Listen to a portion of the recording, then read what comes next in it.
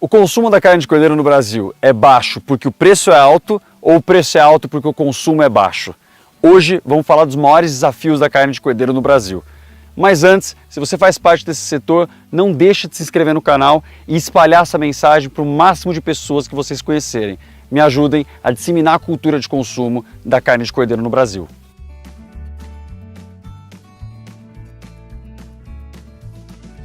Os desafios para o avanço do consumo da carne de cordeiro não são uma discussão nova no país, embora ela permaneça 100% atual. E para começar nossa discussão, vamos entender um pouco mais desse setor. Hoje, existem aproximadamente 13,8 milhões de ovinos no Brasil, um decréscimo de 3% no rebanho nacional se a gente comparar com 2006. A região Nordeste é o maior produtor, com um rebanho de 9 milhões de cabeças, representando mais de 65% do rebanho total.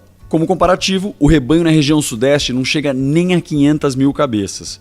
E o Rio Grande do Sul, que antigamente era o maior produtor, viu um decréscimo de 21% no seu rebanho, chegando a 3,4 milhões de cabeças.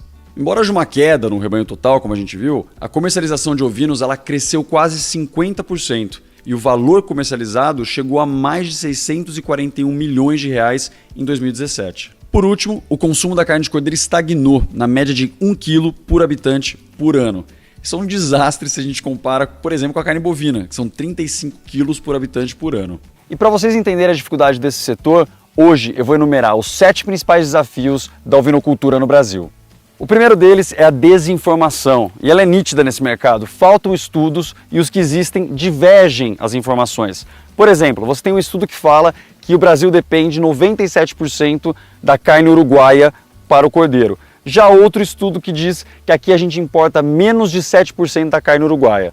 Isso dificulta muito a entrada e também a permanência de novos produtores.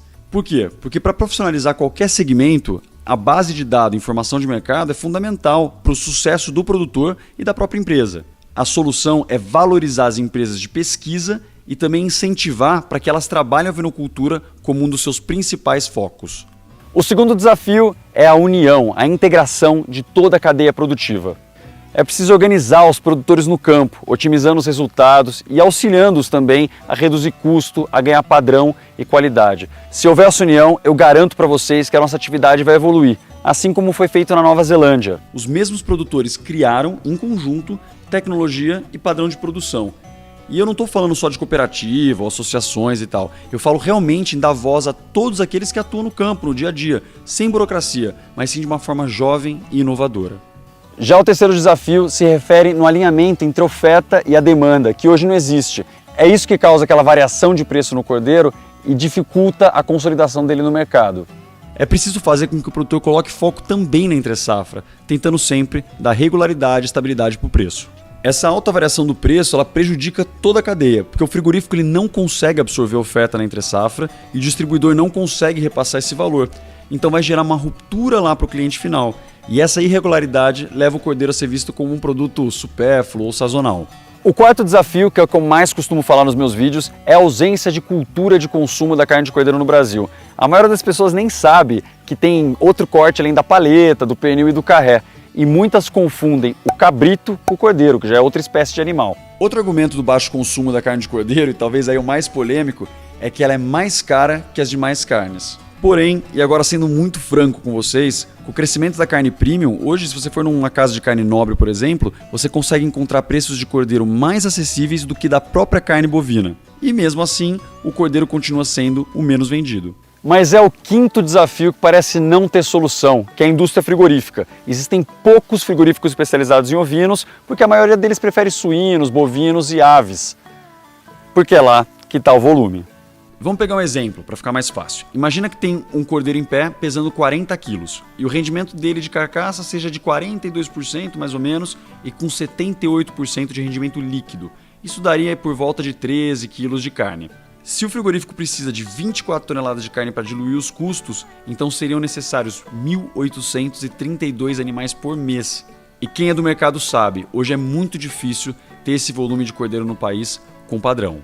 E o sexto desafio é como lidar com o abate clandestino, que de fato é um vilão de vários setores, não só da ovinocultura. E por que isso acontece? É a cultura de abate nas propriedades, falta de fiscalização e também o alto custo dos frigoríficos especializados. E por último, mas não menos importante, o 7º desafio, que é a falta de políticas públicas para a ovinocultura. Elas até existem, vocês sabem disso, mas é muito tímido. Ficam nas discussões rasas a necessidade de assistência técnica, de crédito para financiamento e incentivo à atividade. O fato é que a ovinocultura pode gerar renda aos pequenos produtores, aos frigoríficos e também aos distribuidores e comerciantes. É preciso enxergar que o Brasil ele não pode mais repetir o mesmo discurso que se mantém há 20 anos. Uma mudança de mentalidade precisa ser feita e urgente. E por último, eu quero fazer um apelo para a gente se unir. Todo mundo que faz parte do setor e está me escutando agora, vamos mostrar para o mundo inteiro que a carne de cordeiro, a ovinocultura brasileira, pode ser a maior do mundo, sim. A gente tem terra para isso, a gente tem tecnologia para isso e, principal, a gente tem mercado consumidor. É só a gente se unir, batalhar e mostrar a nossa força.